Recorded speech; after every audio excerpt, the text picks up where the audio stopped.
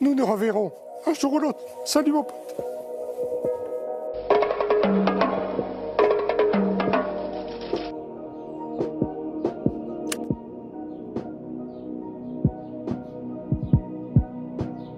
Alors que les années passent, les téléspectateurs sont toujours aussi nombreux devant leur poste de télévision pour suivre les personnalités du petit écran. Comment ça s'explique? C'est tout simple. Alors déjà, juste un truc qu'il faut se mettre dans sa tête, c'est que ça fonctionne un petit peu à la télévision comme dans le milieu du scolaire. Vous savez, à l'école, qu'on se retrouve avec une rentrée en septembre et la fin au mois de juin. Bah, c'est quasiment pareil, puisque l'été, les gens sont souvent en vacances, à la plage, à la montagne, loin de leur télévision. La plupart des personnes ne sont pas devant la télé. Donc c'est pour ça que c'est hyper important de se dire que c'est pour ça qu'on appelle ça le mercato. Là, en ce moment, si vous voyez des personnes qui quittent, et on va le voir, les personnes qui quittent leur poste pour aller dans une autre chaîne, pour quitter tout simplement la télévision en général, ça veut dire qu'il va y avoir quelqu'un d'autre à mettre à sa place. Bah oui, vous allez voir que chaque personne peut être sur un siège éjectable ou peut partir d'elle-même, ou même peut créer, même si c'est pas quelqu'un de la télé, un engouement dans le petit écran. C'est peut-être un petit écran, mais c'est un petit écran qui a de l'importance.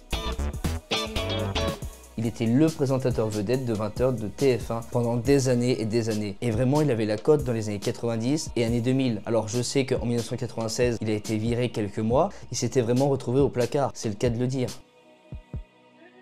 Ah non, je veux pas y aller, c'est mon JT, je veux pas, non, je veux pas, ah non.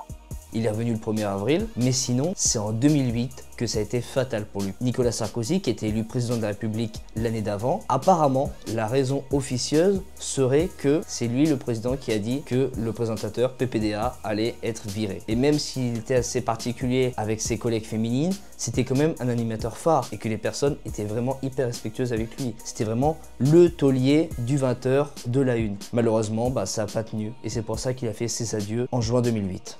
Soyez aussi heureux que cela est possible et comme on dit en Bretagne, adieu Vatte. Une qui était proche, mais très proche de PPDA, c'est Claire Chazal. Et elle aussi, elle a eu le droit à la fin du 20h. Entre 1991 et 2015, plutôt les vendredis et les week-ends, elle avait présenté le JT de 20h. Et la raison de son départ, c'est les audiences qui étaient en baisse trop souvent. Ça avait vraiment fragilisé sa puissance. Elle s'est demandé souvent si elle allait vraiment être gardée. Vous remercie infiniment d'avoir été fidèle pendant 24 ans à ces journaux du week-end. J'ai été très heureuse et fière de les préparer, de les présenter. Et maintenant, elle est sur d'autres horizons et toujours avec un pied dans les médias, côté littéraire. Même si LCI l'a recruté pour présenter des émissions en ce moment, David Pujadas était le taulier du 20h de France 2 pendant des années. Et c'était donc lui qui était du 3 septembre 2001 au licenciement surprise de France 2 le 8 juin 2017, le présentateur phare. Ce n'est pas ma décision, ce n'est pas mon choix, mais la route s'arrête et une fois n'est pas coutume, permettez-moi de partager avec vous mon sentiment. Et ce sentiment, c'est un sentiment de gratitude. Et le plus ironique, c'est qu'il était chez TF1 dans les années 90 en tant que reporter et présentateur du journal. Comme quoi, certains visages sont prévus pour revenir dans leurs anciennes maisons. Avant de prendre vos mouchoirs, retour sur le plus rustique mais culte des journaux télévisés. Jean-Pierre Pernaut, lui, il avait comme rôle de présentateur de JT de 13h sur TF1. Et c'est ce qu'il aura fait vraiment pendant près de 33 ans de journal télévisé de 1988 à décembre 2020. Merci à tous. Dernier au revoir. Je vous souhaite un joyeux Noël, malgré les difficultés. Vivement la prochaine année. Je vous embrasse du fond du cœur. Merci, je vous aime, je vous oublierai jamais. Et c'est vrai qu'il avait vraiment animé d'autres émissions sur cette chaîne, mais il a pris la dure décision de dire adieu aux journaux dans lesquels il mettait un point d'honneur à honorer la France rurale. Vous savez, c'est toujours ce conflit depuis des années, des siècles et des siècles et des siècles. C'est la ville face à la campagne. Il arrivait quand même à manier les deux, la France et la France rurale. Et après, c'est vrai qu'il va tenir une autre émission dans le groupe TF1, mais la maladie va l'emporter début mars 2022. C'est la personnalité, la présentatrice qui fait le plus parler du PAF, le paysage audiovisuel français en ce moment. On a assisté ce jeudi 26 juin à son dernier JT. Et voilà, c'est fini. C'était mon dernier 20h. Alors, je souhaite bonne chance à Léa Salamé qui présentera ce journal à la rentrée. Merci à tous les techniciens, aux prompteurs, Olivier, Franck, Julien. Oui, parce qu'il y a quasiment une décennie, on la voyait présentatrice de journal en 2017. Et c'est vrai que quand ça a commencé sur la 2, on a eu à côté les marionnettes en latex sur Canal+, qui se sont dit tiens, on va trouver une personnalité féminine forte. Ils sont tombés sur Anne-Sophie Lapix. Et c'est elle qui allait rejoindre Jacques Chirac pour présenter la 30e et dernière saison des Guignols. Ce qui est dingue, c'est que ce sera cette année-là, 2017-2018, où les marionnettes vont dire adieu à la télévision. On retrouvera la dernière émission Comme le dit si bien Jacques, on va rester muet. Je suis venu te dire que je m'en vais. Et pour comprendre pourquoi je parle autant de cette émission dans mes vidéos, c'est déjà une émission que j'aime beaucoup, mais la raison principale, parce que c'est le miroir de notre société pendant 30 ans. De la politique, de la culture, les stars, la musique, le sport, tout a été concerné. Alors je sais que c'est pas la vision officielle du monde, mais c'est une version caricaturale la plus représentative de nous et qui est la plus aimée des Français. Donc c'est pour ça que je me permets de vous la montrer. Allez, à ciao, bonsoir.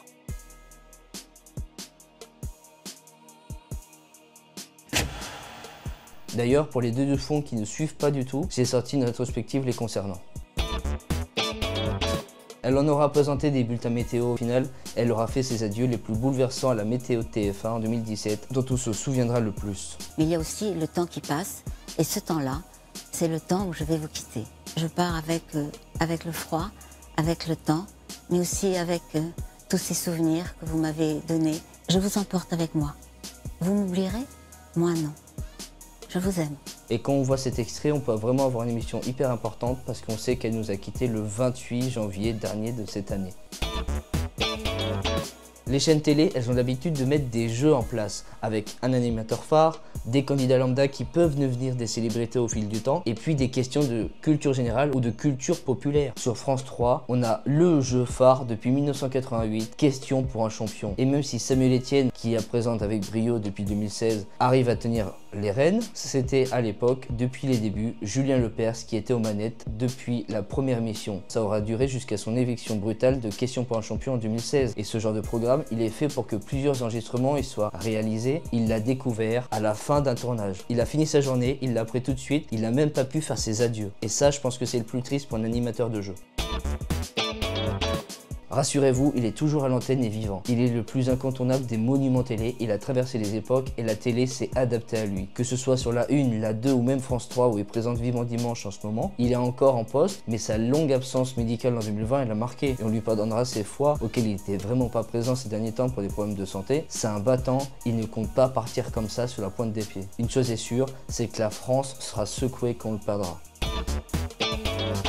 C'est lui le beauf que tout le monde apprécie, enfin presque. Après des années de rire sur TF1, il avait fait son arrivée chez France Télévisions en 1996. Sa trace, c'est celle du plus grand cabaret du monde, son émission qui amenait le show et le spectaculaire de la soirée. Mais malheureusement, il sera viré de France 2 en 2018 et ça sonnera comme une trahison. Alors c'est vrai qu'on va le retrouver sur C8 aux côtés de Cyril Hanouna et pour d'autres émissions, mais la chaîne, elle fermera par décision de l'Arcom, le gendarme de l'audiovisuel, en février 2025. Manque de bol pour Patoche, mais bon c'est comme ça, c'est la vie. Qui dit dimanche dit Jacques Martin. Et lui qui nous avait quitté, ce grand monsieur de la télévision, d'un cancer en 2007, il avait été écarté de l'école des fans des années 90 après un AVC. Il avait quand même animé pas mal d'émissions pendant 20 ans, ce qui est énorme quand on pense que certains durent juste une année ou deux.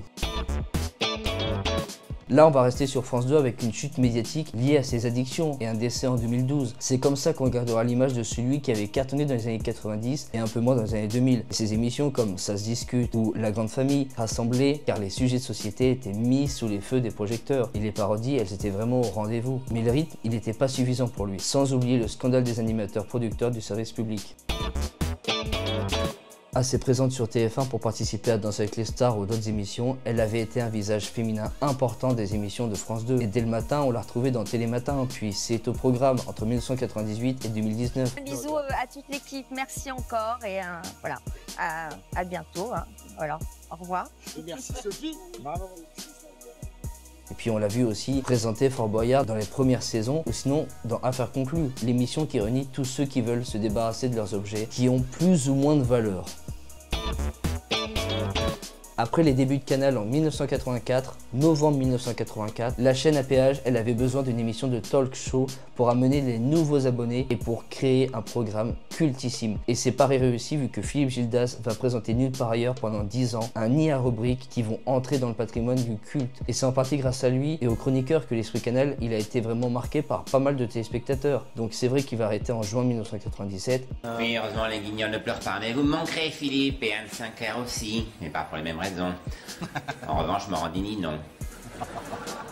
Et c'est à partir de là que les audiences vont chuter, vont s'effondrer. On va avoir trop de personnalités, trop de présentateurs qui vont s'amuser à animer l'émission. Avant de nous quitter ce mois-ci, il avait été dans l'esprit des Français avec le lancement de Direct 8 en mars 2005. Bonsoir, bienvenue sur Direct 8. Vincent Bolloré. Philippe Labro, nous sommes très heureux de vous accueillir ce soir. Cela fait 20 ans en France qu'il n'y avait pas eu de nouvelle chaîne gratuite. Et son émission L'essentiel chez Labro. Lui, il était plutôt dans le littéraire. Il avait préféré rester comme il est au lieu de s'adapter aux codes qui changent sans arrêt dans le monde de la télé. Moi, je voudrais clore définitivement le chapitre par une petite chanson que je vous propose. L'essentiel, ça s'appelle. L'essentiel d'abord. Non, ce n'était pas le radeau de la Méduse, ce bateau. On se le dise au fond des ports, dise au fond des ports. Il naviguait dans l'essentiel sur la grande marge de l'audiovisuel et s'appelait Les Talents d'abord. Les Talents d'abord. On avait quand même un immense moment de recueillement télévisé dans lequel on retraçait le rocker préféré des Français. Nous avons appris cette nuit la mort de Johnny Hallyday. Il était 2h44. Nous avons appris ce décès, le chanteur s'est éteint à 74 ans. Après plus de 60 ans dans la musique et énormément de styles travaillés et explorés pour surfer sur les vagues. Il s'était éteint d'un cancer et les Français étaient chamboulés. Sans oublier Michel Drucker. Tu aurais pu vivre encore un peu, Johnny. Oui, je sais que nous nous reverrons un jour ou l'autre. Salut mon pote. Si l'insolence avait un visage, ce serait celui de Michel Colucci, surnommé Coluche. Lui, il en a fait beaucoup rire en tant qu'humoriste, émouvoir en tant qu'acteur. Mais il savait dire tout haut ce que les revendications des plus pauvres pensaient tout bas, avec les minorités de l'époque. Il avait carrément fait la blague qui allait changer la donne vu que tout le monde y croyait. Se présenter à l'élection présidentielle de 1981. Et ça n'a pas dû plaire à certains vu qu'il décède tragiquement d'un accident de moto. La télé, elle lui rend hommage et les autres personnalités sont choquées. Coluche est mort dans un accident de moto près de Grasse, il avait 41 ans, il nous a fait rire. Ce soir, on pleure.